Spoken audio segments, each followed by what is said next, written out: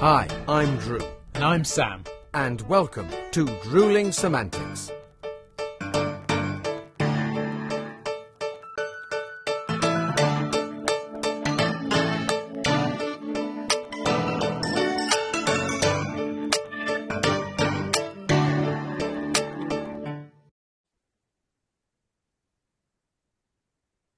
Sam, good morning, mate. I'm here. How are you doing? It seems forever since I last saw you. Yeah, well, I don't know why, mate, because it was literally like a day or two ago, wasn't it? Yeah. Sorry to 48 spoil the hours. illusion. I Yeah. know, yeah. Well, I mean, this is one of those occasions that we sort of talked about, didn't we, when we kicked off season 11? Actually, due to scheduling and availability of people, we've had to sort of record one slightly out of order. But it won't make the slightest bit of difference because the content is still going to be incredible. It's still going to be a great episode because it's not about me and you. It's not about us, mate. It's not. I mean, you say availability, etc., etc. We are very lucky to be sitting here having someone available to visit us this morning, are we not? Well, yes. So the gentleman who we are joined by today, we've worked with lots of people who are very busy. We're very busy people. We have lots of things going on. But when it comes to being busy in a multitude of different areas and literally completely unconnected areas, and we'll obviously explain why and what I mean there shortly. This guy kind of takes the biscuit, really. Certainly does. There is no one quite like him. And he's already here, mate. And I know this is a very brief sort of, hi, how are you? Great to see you. Lovely. Have you got a drink? Yeah, I've got a beer. You got a coffee? Lovely. Yeah, we're great. La, la, la. But no, we need every second, Sam. We need every second, mate. We really do. Yeah, absolutely. So without further ado, ladies and gentlemen, please meet the wonderful, the talented, the incredibly busy, but has found time in his mental schedule to actually fit us in, the wonderful Mr. Brian Law. And he's here with us, ladies and gentlemen. We have the amazingly talented and just generally lovely bloke. Mr. Brian Law is with us this morning. How are you, mate? It's lovely to see you. I'm good. Lovely to be on the show. Thanks for having me. No, not at all. It is our honour to welcome you. And speaking of, Drew, please welcome Brian. Brian, this is Drew, my partner in crime. Brian, now, Brian, strictly speaking, we have, Drewling Samantics has met you previously because you worked with Sam, 2021, I think it was. And and we had, and Sam did some backstage recording, then some interviews, and you were in all your glory. And here you are today, not sharing a screen with anyone else. You're here with us. It's brilliant to have you, Brian. I saw you, met you briefly then, but for those who don't know you, they're very, very sad for not knowing you. I don't know you, so I'm very sad that I don't know you. Catch me up. Tell us all a little bit about yourself. Who is Brian Law? Sitting there looking very cool today, I have to say. How you doing, Brian? Thanks. So I'm Brian. I am an actor. I'm actually, you can tell from the accent, I am originally from Canada, but I've moved over to the UK about 10 years ago. I started acting about 7 years ago and just sort of been going at it. So my previous background is in something else, and we can sort of talk about that. But essentially, I had not really a career shift, I guess, like career acquisitions, because I've sort of just added it to my sort of portfolio of things that I do. And then, it's been quite a nice journey over the past 7 years. Learned through just took as many courses as I could, workshops, classes, coachings, and then just started working with student films, corporate shoots, and all that stuff. Got an agent, and here I am 7 years later, and I have a decent sort of list of credits, both screen and theater. And I'm in it for the long haul. So, there's lots of ups and downs, but it's been good so far. And I'm happy to sort of share and talk about any sort of experiences that I had. I'm gonna pull you up on one particular thing you said there, your portfolio of things that you do. And it has to be said, it incredibly varied, massively impressive, and almost a little frustrating to us lowly actors who have done a little bit of other stuff to hear just how successful you've been on so many different platforms, if you don't mind me saying, of course. So correct me if I'm wrong, but I'm going to list through. So you originally studied in Miami, is that right? That's where you got your first, your first degree? Yeah, it was my first degree in Florida. Architecture. So architecture will have as number one architecture. From that, I believe you also do a bit of art, as in painting and drawing and that sort of thing on the side. Yeah, I mean that was mainly. I mean, just briefly in high school, I just sort of did all of the clubs basically. So I did do art just as a course, but then I did theater. I did. I was in all the bands. Like I think I was in 4 different bands, played 4 different instruments. So I was just a very creative person, and that's sort of why I went into architecture, because it was sort of a creative field, but then also professional, according to my dad. So, yeah. But then to sort of swerve away from the artistic side, also worked in economics, so the London School of Economics, where you got, is that another degree and a master's there? Is that right? Yeah. So I did. I did a master's in public policy at the London School of Economics, and before that, so it does seem kind of random, but I did do sort of a little transition-y period where, I just did a little diploma, a distant learning diploma in international development. So this is me sort of just trying to segue into the social sciences, because I was trying to, I did all the arts, and I was sort of thinking it'd be good to do something a bit more, impactful, meaningful. But at the same time, I did that distant learning course just having fun in Berlin. I just kind of just went there, had some fun, met a lot of friends, studied on the side, and then just wrote 4 exams to get this diploma. But it was just a little break that I needed, I think, after my undergraduate.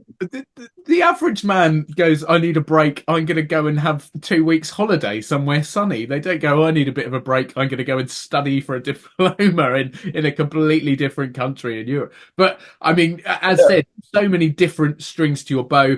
Coming back to the artistic and performing side, you also do, I'm not sure if you still do, but theatre lighting, is that right, as well as performing on stage?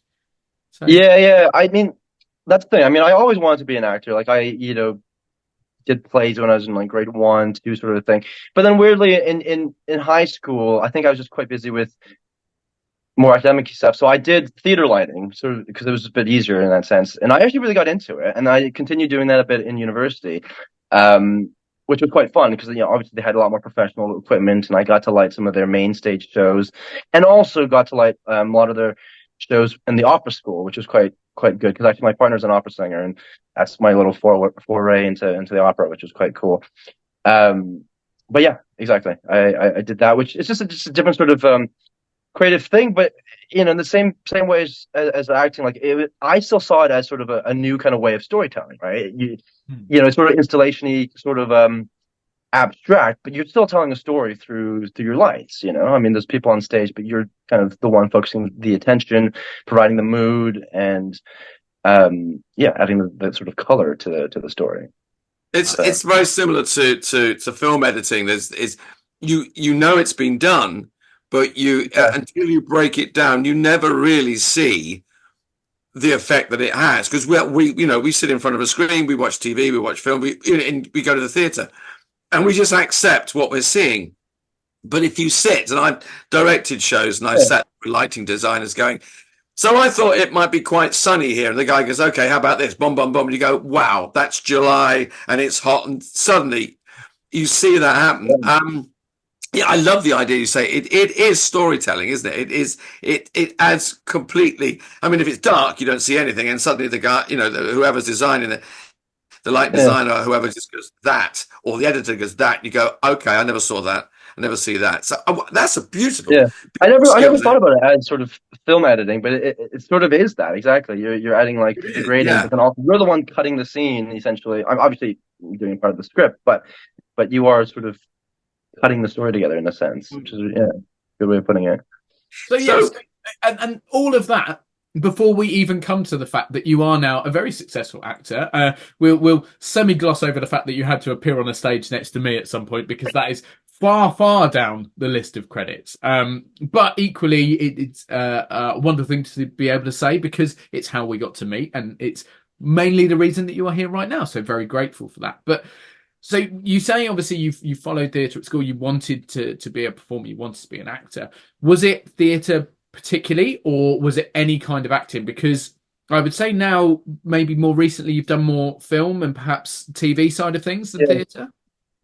Yeah, no, that's interesting. I never actually sort of thought of that way, because if you ask me sort of right now, yeah, I definitely think I'm more interested in screen work. I've done some theater now, and sort of comparing it, they are very different in terms of just the lifestyle. Obviously, when you're doing screen work, it's fun. You get you get pampered. Obviously, you get pickups. You get really taken care of. Whereas in theater, you just have to show up, and you're really responsible for yourself. But also, I guess in terms of the sort of the type of acting and stuff, and I know things change, or people have different sort of opinions about that. But obviously, in theater, there's a certain level of sort of heightenedness, and yeah, I don't know. I think something about film, because I do. Yeah, I don't know. I kind of just like the nuances. I like just sort of really sitting in stuff, and sitting in feelings, and sort of playing around through multiple takes and that sort of a thing. And I think that's why I'm sort of geared towards screen. But it's funny because, like, yeah, obviously when you're a kid and stuff, you don't really think about screen acting necessarily. You're just like, I want to get up and play, and that's what the sort of stuff that I was doing when I was a kid, in terms of just wanting to perform. You just want to get up in front of people and just tell stories, or just be silly, and all that stuff. And that's interesting. Yeah, I'm not sure like where that transition comes, or whether it's sort of, once you then do, a film project, then you sort of realize like how different it is, and whether you might be interested in that or not. So yeah, I would say I've always wanted to be sort of a screen actor, but I think just the for me, it's just that sort of wanting to tell stories, and want to sort of, I guess, embody some emotions and characters, and yeah, and use that to sort of tell stories. I think that's obviously inherent in both, and that's always been sort of a driving thing for me. Slash, yeah, and obviously over your career as an actor, things change, and you have sort of different things that you want out of it, things that you want to offer, and that sort of a thing. But yeah, I think the principle is always sort of there, just that sort of the telling a story, and I mean, offer yourself. Yeah, we all as actors think that we would like to have some form of direction, and go, yeah, well, I'm going to do this now, and but obviously the excuse me, the availability of work and situations, and that often takes us where we don't necessarily want to go. If you could guide that, if you could say, well, and you're fairly strong, you're fairly pushing your career where you want it to go. But if you could have free reign and say, I want to go here, where would you see yourself? I mean, you've been working 7 years now. Say in another 7 years, if you were to look back and say, okay, it's been 14, 15 years. Where would you like to see that? I mean, that's also saying, what sort of work would you like to do? But where would you like to be in, say, another 7 years' time? Yeah, no, it's interesting. 'Cause I mean, yeah, because initially I think we always sort of see this sort of like progression sort of a thing, and I'm always just like, oh, when I was starting out, I was just, for me, it was all about the experience, and I was like, oh, I think it'd be really cool to be in a commercial, or just to do a little thing for a TV show or a film thing. And obviously it doesn't necessarily happen like that, but yeah, I mean, if I could just sort of say, this is what I want to do, obviously, I'd like to have some, bigger roles. But in terms of the types, it's interesting. Usually, exactly, you're sort of thrust certain roles and stuff. And I think, because of my sort of niche of having, I'm Canadian, but I say American accent, and then offering a little bit of diversity, you get certain types of roles. And a lot of them have been a bit more serious, I think. But I would just love to do something just fun. And I think I grew up with a lot of the sitcoms and stuff. I think sitcoms are sort of, they don't really exist anymore. But that idea of sort of, being part of a show where where it's just fun, and you're just like with a group of friends just having fun, that sort of thing is what I would love. I would love like a casting director to choose my friends for the next like 5 years type thing. So I know sitcoms don't exactly exist anymore, but I would just love to be in more comedies, and the kind of comedies that we have these days that are a bit more, naturalistic and kind of real and comedy, but still has some seriousness to it. I would love to be sort of part of those things. I don't know. I'm just thinking. I always bring up like Marvelous Mrs. Maisel, that sort of a thing, where it's fun, but it's still has a bit of edge, and it's something that offers just joy to a lot of people. That, and also even like good like political things. Sort of bringing in sort of my sort of social sciences background, like Veep or the thick of it. That sort of stuff would be a lot of fun. That, and I won't say much about it, but like, because I always have this I always have these lofty ideas, but then I never really work towards it, so I won't press on it. But I would love to like write my own stuff as well. I think I would love to. I don't know. Yeah, I would like to write plays. I would like to.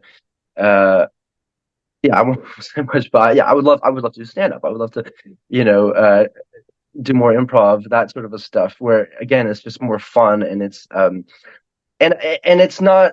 I mean, I guess part of it, there's a little bit of the vanity, but at the same time, it's just I just want to just offer things, not in a pushy way, and see sort of what sticks and what people might resonate with.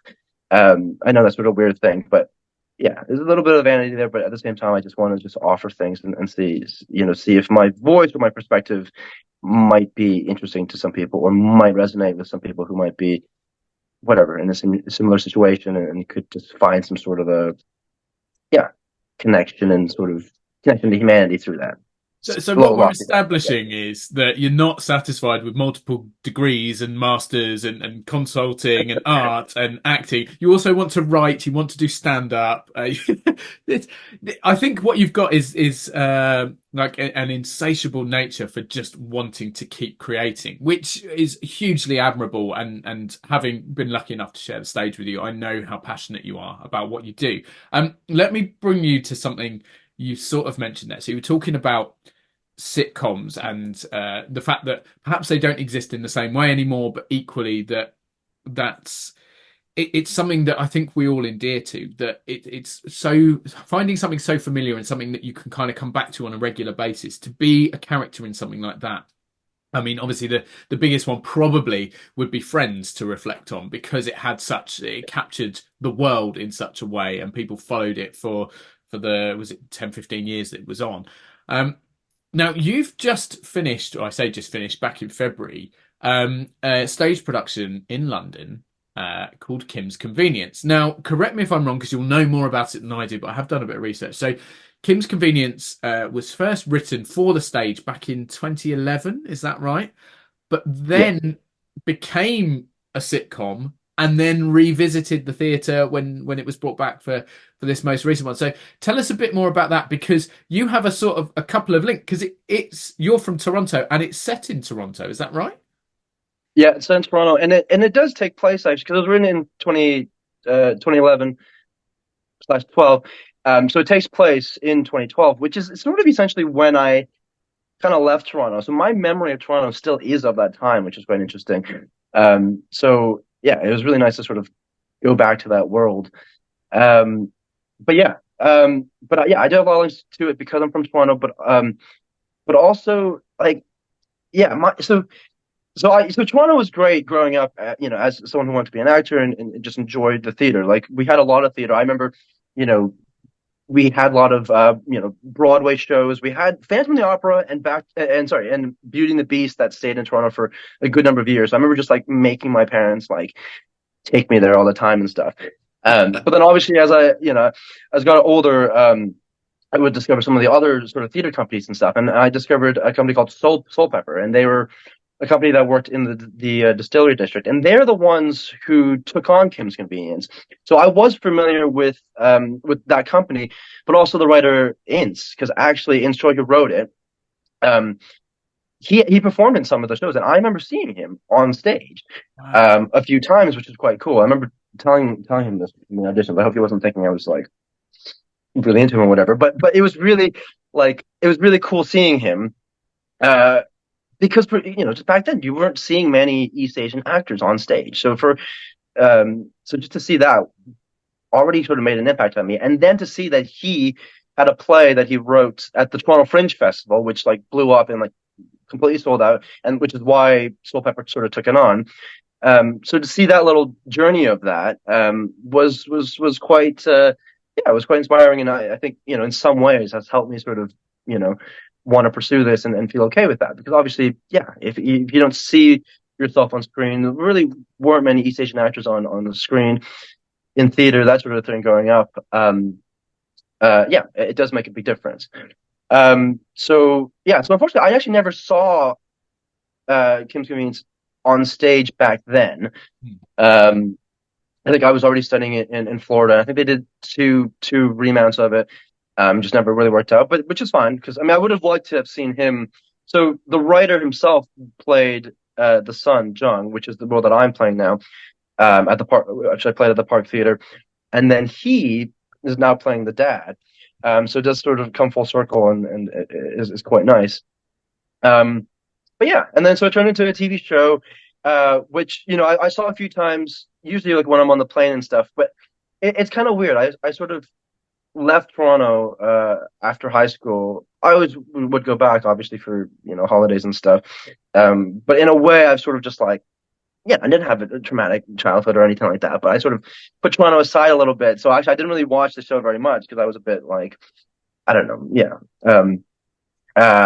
Which I think kind of is fine. So it was kind of nice to, through this play, try to reconnect with my Toronto self, and all that stuff, and to work with people from Toronto. So we actually brought over Ince, who's the writer and playing the dad, and then also the director was the original Janet in 2011, and she's become a director, and so they brought her over to direct, and it was just nice to sort of be with some fellow Torontonians, and and just like we're doing like a lot of the table work and just like discussing all these things that are in the script, and it is very, very Toronto, very Canadian. I was glad that I was able to sort of offer my own sort of knowledge of Toronto and Toronto of that time as well. So it was I was really glad that they sort of took a chance on me and allowed me to be part of that. But it didn't quite scratch the itch completely for sitcom, because obviously there are funny themes to it, but equally there are some dramatic sides to it. It's one of those plays where you've got both sides and you cover sort of all areas. So there's still that urge to get out and get a almost pure comedy role. Would you say that's a fair like assessment? Well, that's the thing, exactly. But I mean, yeah, I mean, it's funny how we do always say, oh, drama, comedy, that sort of a thing. And I think, I mean, yeah, a lot of dramas definitely need a little bit of comedy, and I think a lot of comedy does need a lot of drama, as well. Which is why I think the play works quite well, because, with sitcoms, everything resets after every episode, so you can only go so far in terms of the drama, because that's not the point, like they're not really supposed to go through a major arc and then it resolves itself. So what was quite nice with this play was that it was quite dramatic. It wasn't dramatic, but I mean they had a lot of dramatic moments, but the characters do go through an arc, and actually my character, I think the function of the character in this play is sort of to offer that sort of dramatic arc, but also to offer some resolution. So there's sort of that kind of a prodigal son element story to it. So when I say I want to be part of like comedies, I just think like I would like to do comedy, but I would like to deal with like a lot of serious things, but just through the lens of comedy, which is what we do anyways, right? Like, we go through a lot of pain and heartache, and we just always turn to comedy in some ways. Like we would just always, you would just joke about things, or your friends would try to cheer you up by joking and that sort of a thing. So I think there's always that sort of fine liney thing, but if it's coming from the lens of comedy, and it's sort of just labeled as comedy, that's sort of the way into some of these dramatic things that I would like to be part of, I think. Which is weird. I do think I lend myself more to sort of dramatic stuff, but there's just, I think a sort of a side of me that just enjoys that sort of the energy and the sort of the playfulness and the sort of humanity that comes with comedy, sort of a thing. Yeah. I mean, apart from the styles and the genres of acting, in so much as the dramatic, the comedic, there's also the areas of work. Are you finding? I mean, because when I left, as Sam will tell, I left drama school in the dark ages years ago. We were still having limelights at the edge of the stage. Thanks, Sam. But when we were just beginning to break out of the, you went into theatre, you were seen as a theatre actor. If you did a bit of television, you were, Do you find it easy? I know Sam and I have had discussions about this, and you know, you're from you're Canadian, you're of East Asian extraction, and you're over here working in England, and then you're also exploring all the different film, theatre, comedy. Is it easier now? Are you finding that you go for a casting, and it doesn't matter whether your last job was in theatre or you've just finished filming something? Is that it? It's interesting to hear, that there are those barriers breaking down. Is it easy just to skip from one thing to another? Yeah, I mean, just talking about some of the older actors and stuff. I think obviously traditionally, I think as you're saying, a lot of people went to drama school and they're sort of trained to sort of to do theater mainly, and not really learn how to do film and that sort of a thing. But they would then start with theater, and I think you can generally sort of transition from theater to film. I think traditionally, I think a lot of people kind of see people, especially over here, if you sort of have that background, oh, they can do, theater, they're disciplined, they can kind of transition to film, which I think is great, and I think that's fine. And I agree that sort of, if you sort of do more screen stuff, it's sort of more difficult to do theater. But I think just today, it's sort of, it has shifted a little bit, and I think for good or bad, I think a lot of times it's very much they're looking for authenticity sort of a thing, which again, it's good or bad. For example, when they're looking for different accents or they're looking for American people these days, I think they're just like, we want like a real. It's just easier for us if we just find like a real American person, which is a shame because I do think especially over here, British people are great at doing accents, so there shouldn't be any issues. So I think that's sort of not. I don't think it's broken down barriers, but I think it sort of has allowed a bit more flexibility a little bit. But at the same time, I don't know. At the same time, I think in theater, I mean, that might be the case for sort of film, but I think in theater, perhaps there still is a bit of that sort of, you do need a bit of that training. And you do get a lot of, I think, British actors playing Americans because I think if they're theater trained, they do a lot of times have that really good, accent training, for example. But I think when you do get into sort of more niche things, like, for example, like if you're trying to cast for East Asian characters and stuff, and there's perhaps not as many options, sort of a thing, then it's a bit more fluid and everything. So I think that has allowed me to sort of jump around a little bit more, and sort of do a theater show without having a massive amount of theater credits. Although they should have seen me and Sam in Stroke of Luck, and they would have been, this guy's got a great theater. Sam and I, we look back over the episode where you were working together back in 2021, and it was the look of relief on all those faces, the joy of, obviously, because that was just after the period of the unwelcome guest, everybody's back in the theatre, and you're all working very hard for a very good company, a very good play. But I get the feeling, looking at all those faces, that you guys would have shoveled manure in a bucket on stage if it was just to get on stage. I mean, we all did. I was doing some filming at the time, and it was just to get back working. I mean, obviously you had the experience of working with the wonderful Sam Dunning. I mean, that's a joy in itself. But I mean, I look back at that and say it was such a joyous time for everyone to get back to work. You must have been, I only mention it. We don't normally mention, the unwelcome guest that often, but I only mention it because, it was your introduction to Sam and my introduction to you. So what was it? It was joy, surely, joy. Yeah, no, and it's one of those things that I think we as actors sort of, every so often always have to come up to, which is the fact that it is sort of just like a journey and a process, and things like this always happen in terms of thinking about our career. You sort of have these start and stop moments. Last year we had like the writer's strike, so there's also pieces there. So that was a joy, absolutely. And I think I was lucky enough too as well, because I think during that period there was some films that were still going on, and it was sort of an interesting experience also to sort of, wear masks and do some testing sort of thing throughout. So I was lucky enough to be able to, go off and do something while most people were stuck at home. But it does make you realize that it's sort of an ongoing process, and you do have these ups and downs, and you can't really rely on things.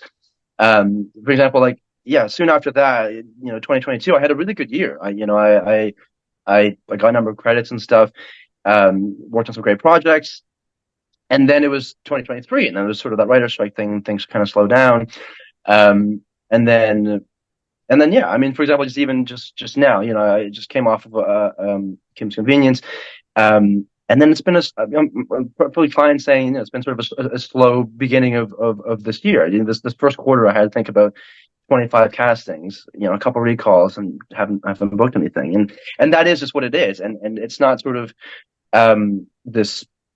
It's not always going to be that, progression. I mean, it can be for some people, and it has, and that's really amazing. But I remember sort of thinking early on, like, I'm going to do this and then this, or like I always go to the point where I'm like, I'm going to, just rely on my agent and not go back on Mandy and try to search for, like some student films and stuff. But, but then and that's fine. And we sort of do. And I'm at a stage now where I might, I stopped doing, corporate films and stuff. And I just did one last week, and it's just fun. It's a different sort of a thing. And there's no sort of, there's no shame in that. There's no issues with any of that.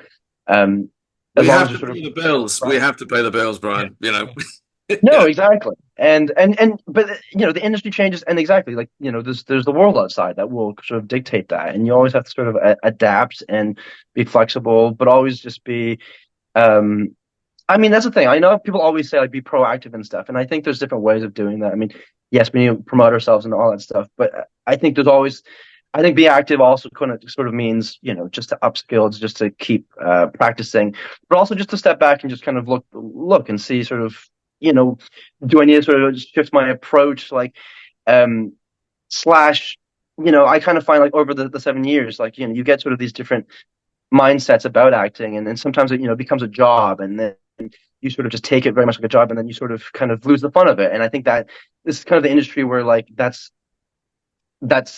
very important, to sort of keep it fun, because it kind of really affects your work then, if you just sort of just doing things if you're doing a bunch of self-tapes and you're doing it very safe, for example, because it's just become a job.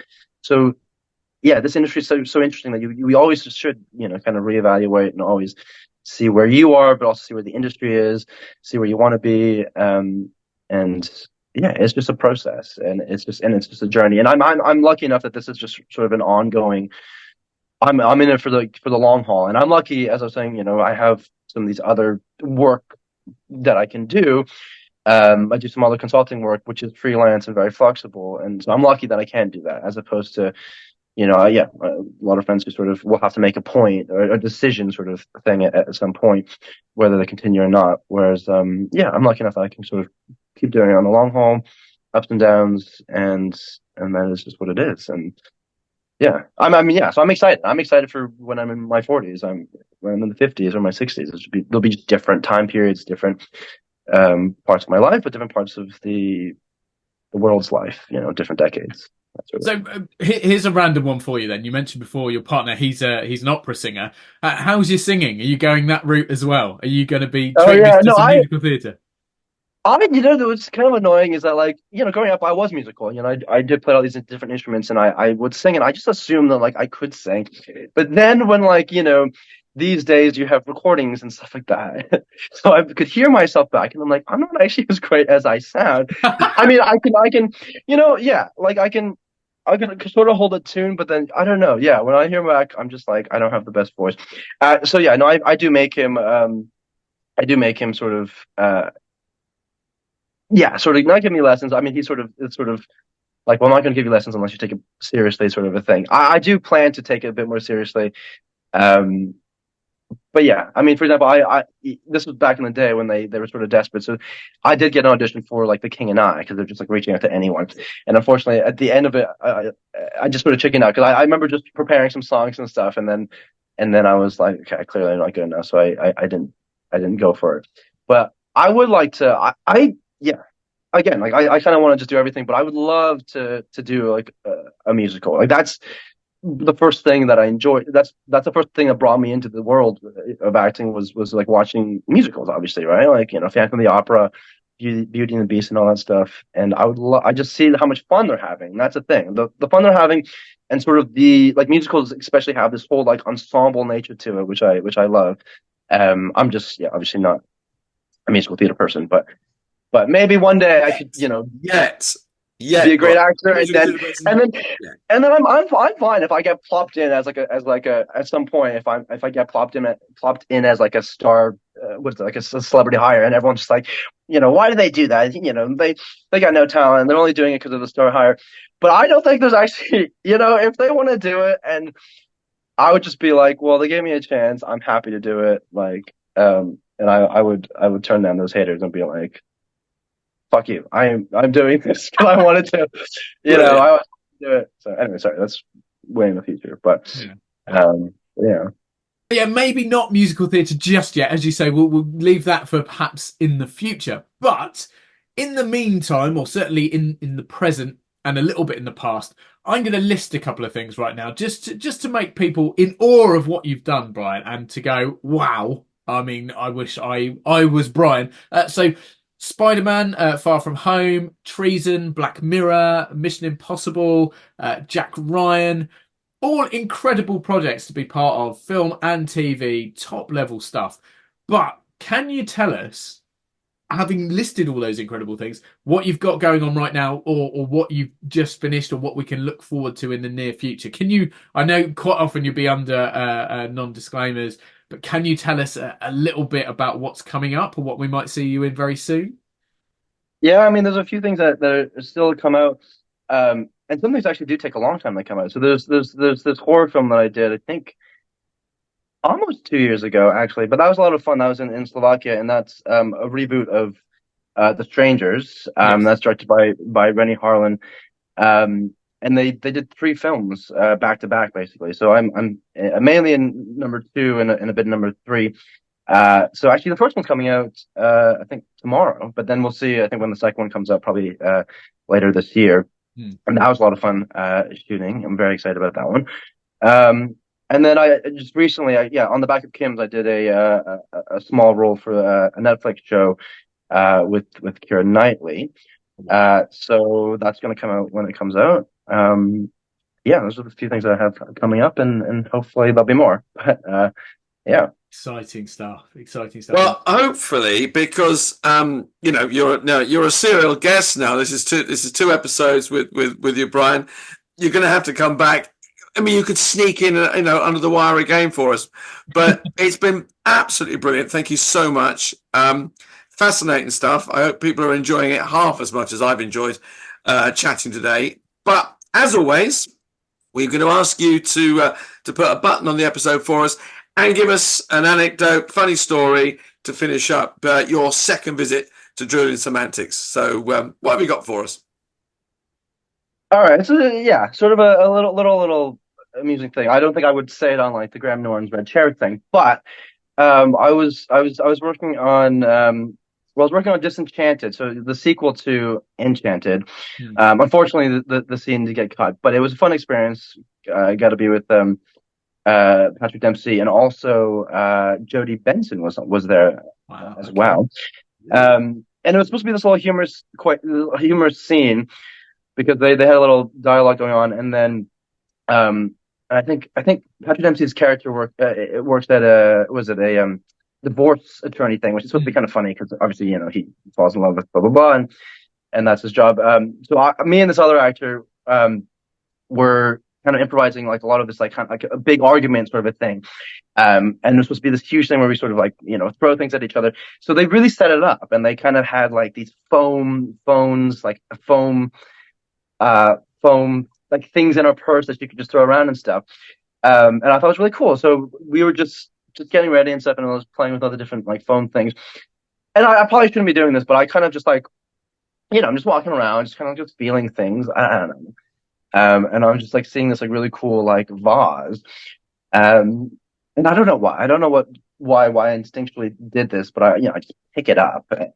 And it just shatters in my hand, making this like really loud noise. And everyone just like turns to me, and I'm just like, sorry? Like, I should have figured, but obviously, everything, the whole room was like bugged and wired to sort of just fall apart. Yeah. And they had, so obviously this nice vase that was just made out of like, candy glass or something. And I don't know how much it costs. And then the thing is, like, I don't think they had many replacements for these things. So I just thought one chance to be able to throw a vase. I didn't get to do that because I already destroyed it Wow. beforehand. So and then sadly, obviously, someone had to come over and clean it up, and I was just like, I'm sorry, and so yeah, a little tiny story there, but That's yeah. amazing. So you managed to bring filming to a standstill by having fidgety fingers essentially and going, oh, what can I play with when it comes to the scene? And after all of that, the scene wasn't even in the final cut. So Yeah, I'm hoping it gets on like sort of a deleted scene. I mean, I think one of the producers mentioned it actually on another podcast, saying how like he wished it was it was yeah. I mean, it was a series of a bunch of additional scenes that they shot, and because I think that they also wanted to bring in Jodie Benson, so unfortunately, yeah, her scene wasn't in it. But I do think it sort of would have dragged the story a little bit. But hopefully, it pops up at some well, point. we'll have to keep our eyes out and try and get the DVD of Disenchanted and see if it's in the cut extras and stuff. But no, honestly, Brian, it's been an absolute pleasure catching up. It feels like forever since I saw you. As we established, it was a bloody long time ago because so much happens in between. But it's still an absolute joy to have you here. Thank you so much for coming on. Thank you. Yes, we'll keep an eye on what you're up to, and as Drew said, we'll have to get you back on in the near future when you've got probably 3 more degrees, 2 more jobs, 8 films, and you've taken over your partner as the next big opera singer. So once you've done all that, maybe come back on and see us again. Yeah. No, sounds good.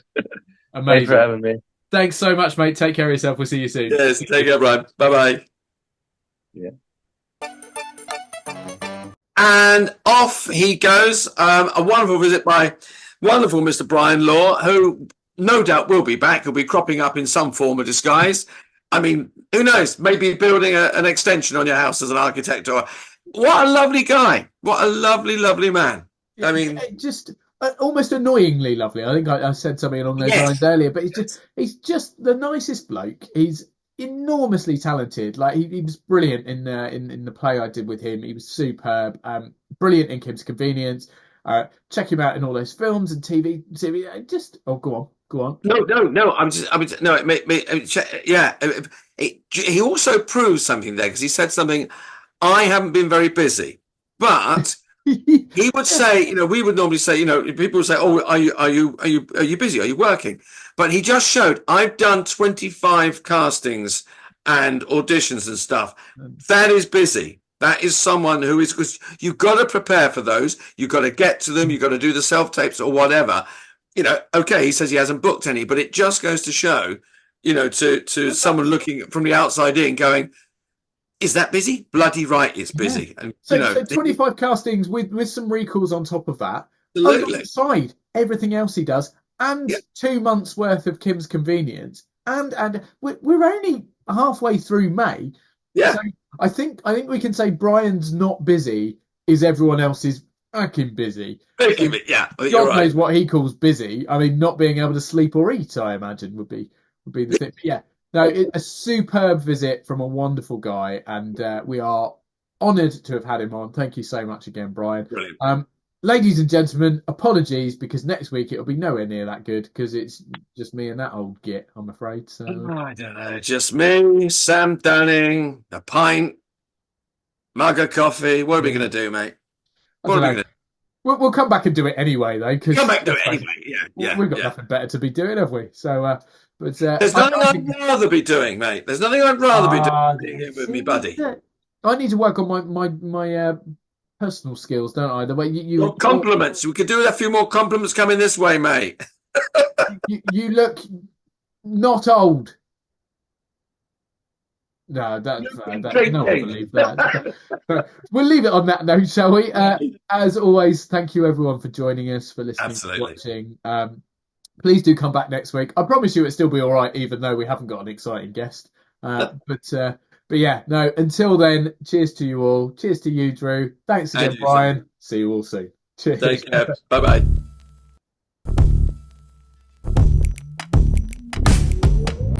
Thanks again for watching this episode of Drewling Samantics.